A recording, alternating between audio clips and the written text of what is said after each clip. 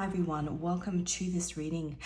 This reading is a new monthly focus that I'm doing on a specific aspect of the astrological chart. This month I am looking at Lilith and where your placement of Lilith falls within your chart and what that placement may be bringing up for you.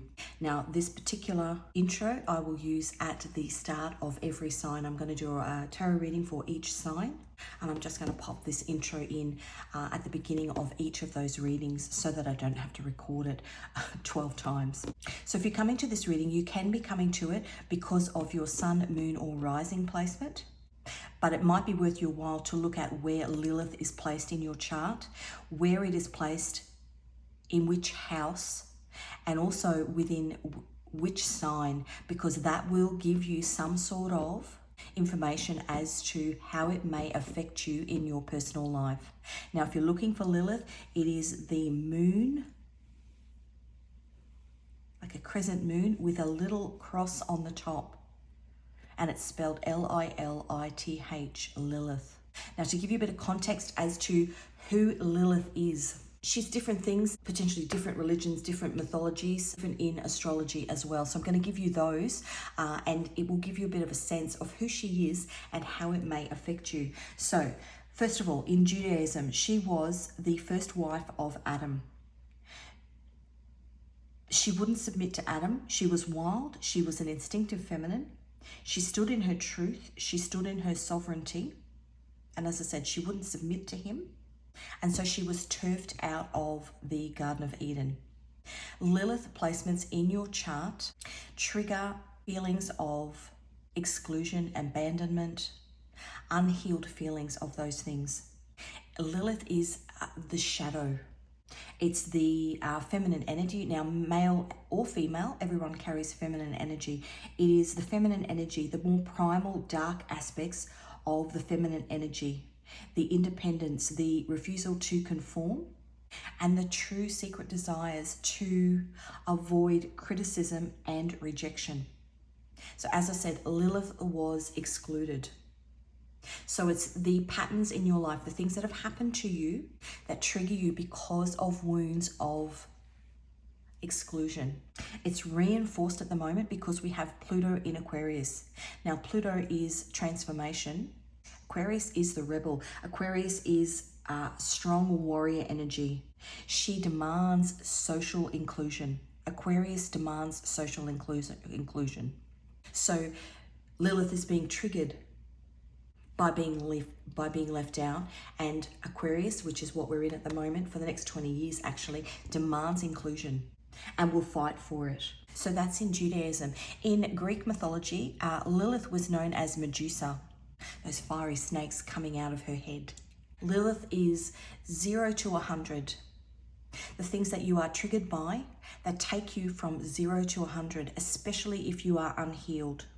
If you haven't looked at that shadow aspect of where that Lilith is placed in your birth chart. Lilith is explosive. At the moment, we also have at play, we've got Uranus in Taurus. Uranus is earthquakes. Uranus is explosive, things that are explosive, things that take you from 0 to 100. Now, to put things further into perspective for you, Uranus is in Taurus.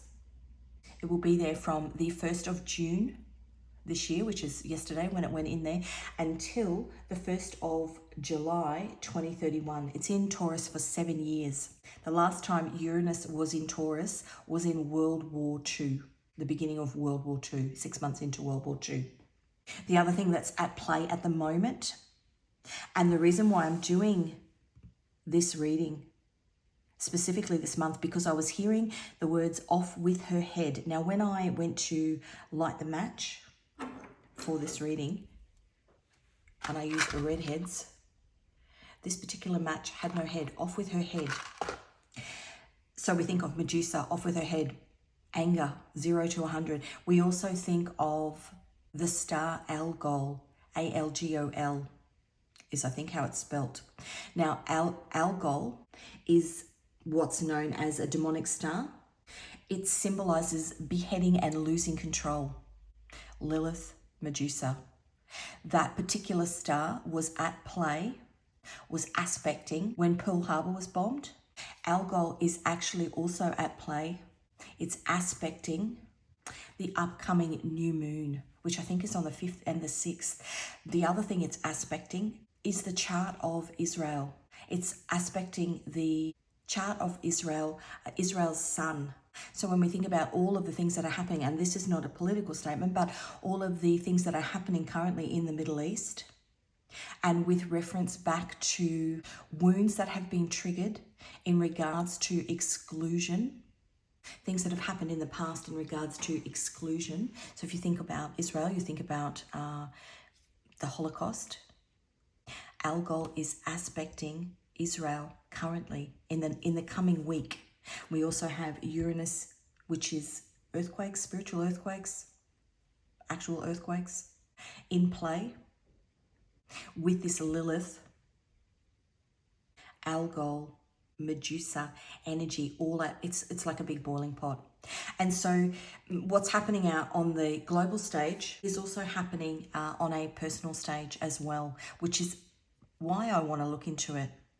So as I said, if you find where your Lilith is in your chart, you can watch those readings. Otherwise, you can watch it for your sun, moon, rising. So I'll leave it there, and I will see you in your specific reading.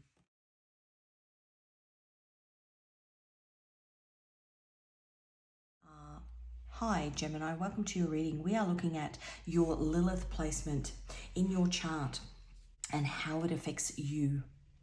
Now Gemini, you are the communicator of the zodiac. You are intellectual, you've got a constant thirst for knowledge and for emotional stimulation. Engaging, captivating is how I would see Gemini. But where your Lilith falls in your chart, if it is an unhealed wound, you may have a perceived or real feeling of rejection around how you communicate with other people, which may cause you to feel lost and lonely.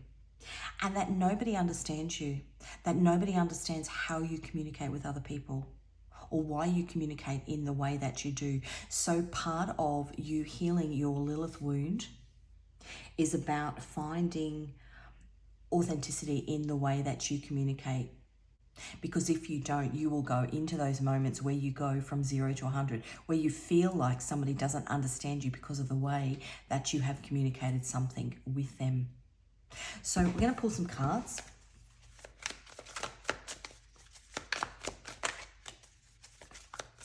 And see what information wants to come out for Gemini. Gemini Lilith.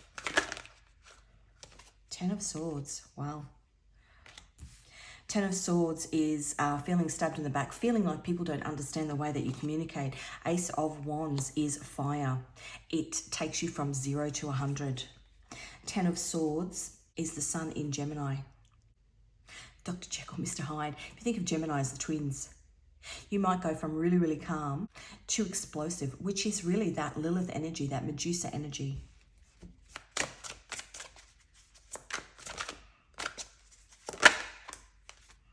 King of Pentacles. Now, as I said, we are aspecting with Pluto and Aquarius. Pluto and Aquarius is revolution.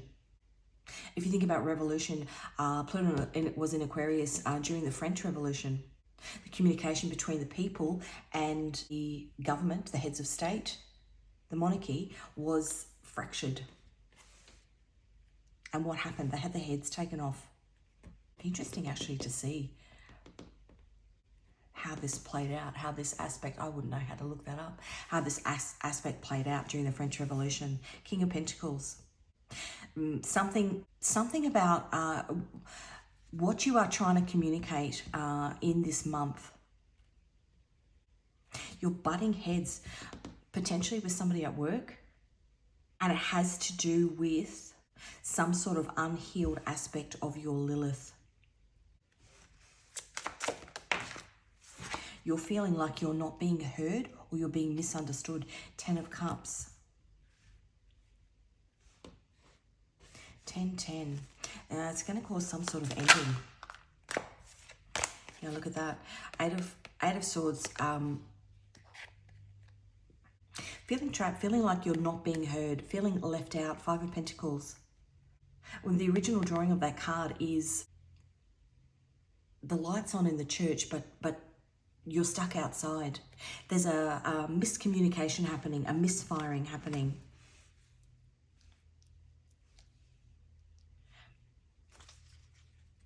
And it's potentially because you're going from 0 to 100 because you feel like you're not being heard, or you feel like you're not being understood, or you're being ostracized. And part of that communication skill coming into play is maybe tapping into having a bit more of a look at where your Lilith placement is and what are those wounds.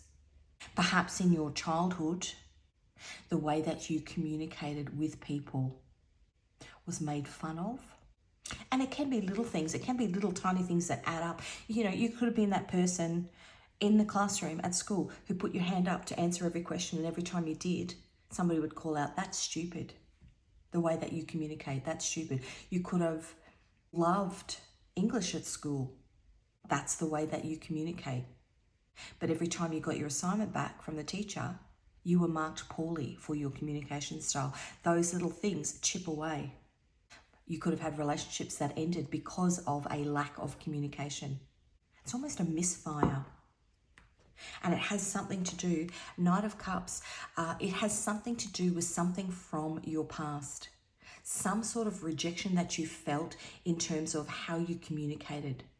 It could also be that you were from an era where children were seen and not heard, meaning your communication was stifled by somebody else.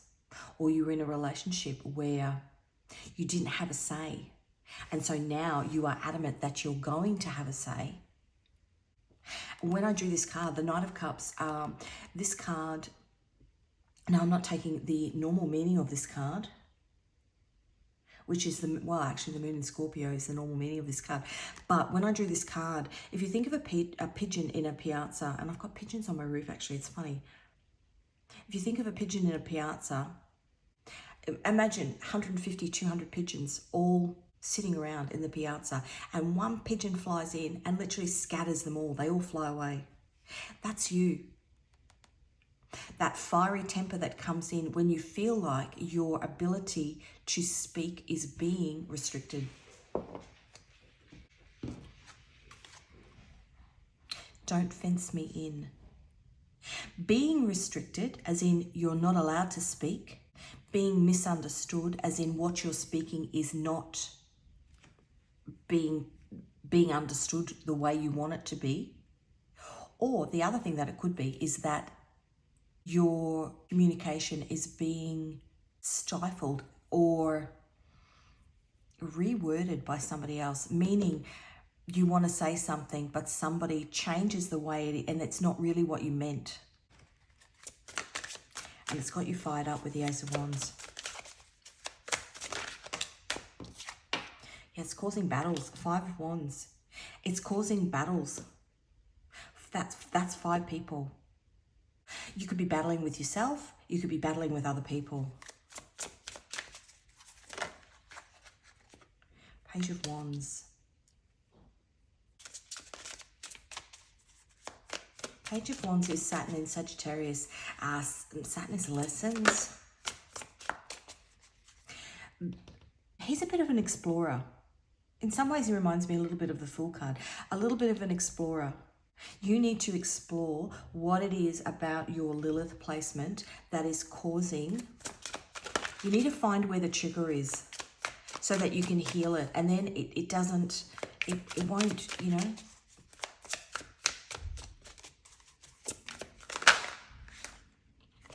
That was the Judgment card that tried to come out. It's a bit like, you know, all of this triggering that's happening.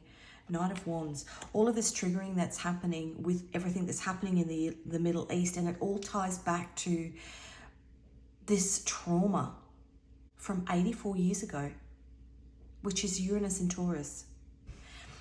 Knight of Wands, in, out. That's a trigger, being reignited every time because this trauma isn't healed.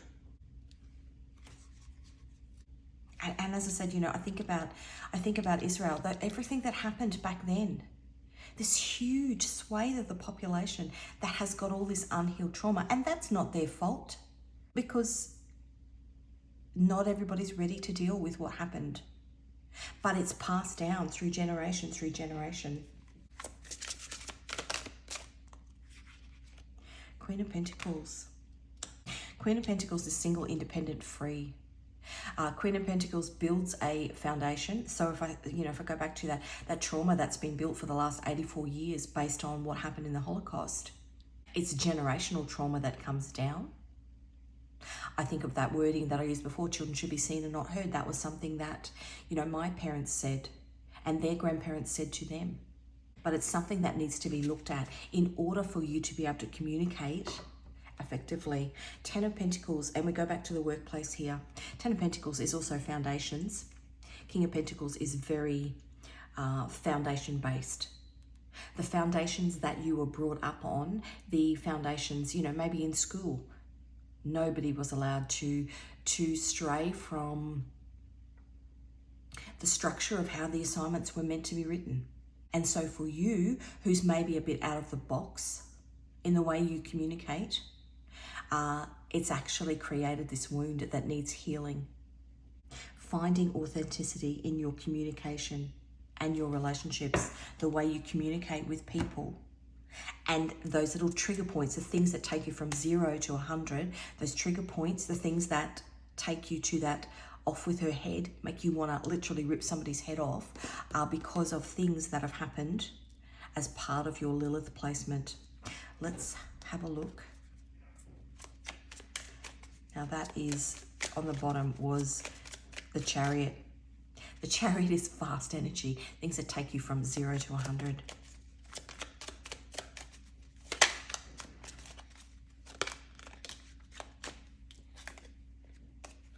The Moon, what's hidden? What's hidden because you haven't looked at it. You need to find some balance. We've got the Justice card. Balance it out, because otherwise you will spend your life being defensive about something that needs healing. 7 of Wands is being defensive, causing conflict, because you've got this unhidden, you've got this unhealed wound. The 7 of Swords. Uranus in Taurus, which is the placement that just started the 1st of June, which was yesterday. 7-7.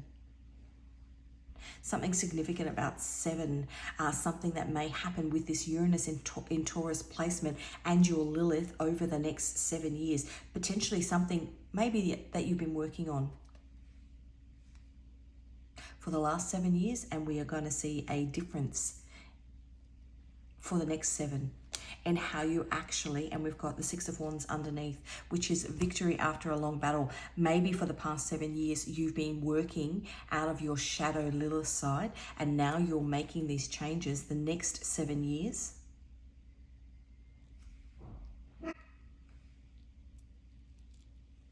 will actually allow this transformation. So let's have a look at what messages we get from the divine. This is my divine messages. Serendipity. Things that happen in your life are happening because they are meant to align you with evil eye. You are meant to go through, and delays there, you are meant to go through these struggles, but potentially 7 years of struggles, working on. And maybe you've been doing it already, but you didn't realize that it was your Lilith placement that was causing this drama, causing these delays.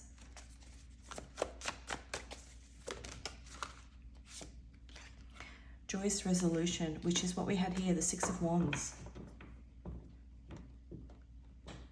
But as you heal this, you can, instead of going from 0 to 100, you go from 0 to 20. It might still annoy you, but it's not going to cause massive conflict. Jealousy and envy.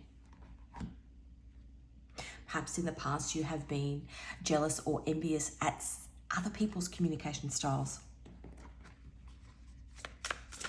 Now, let's have a look at what angel is guiding you. Number 9, Aziel, divine mercy and forgiveness.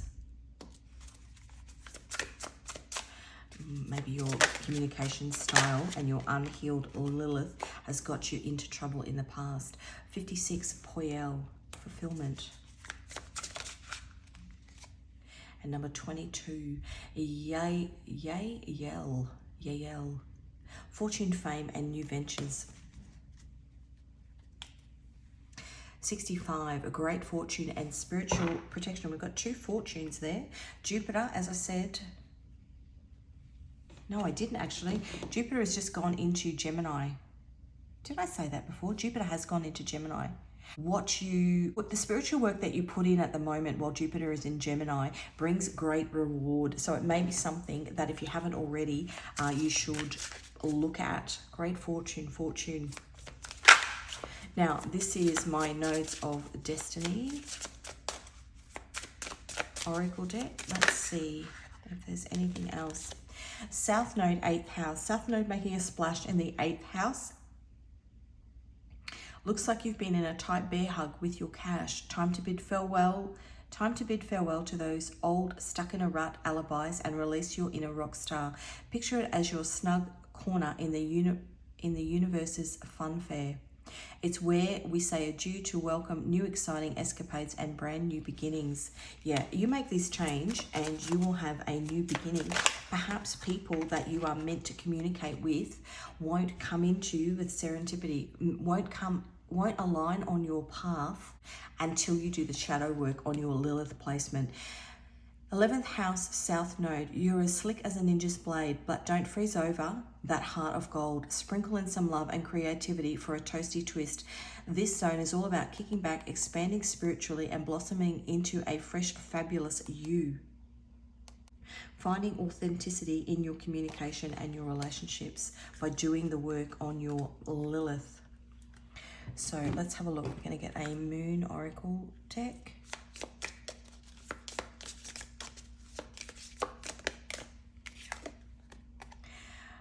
Once in a blue moon, dare to believe in the impossible.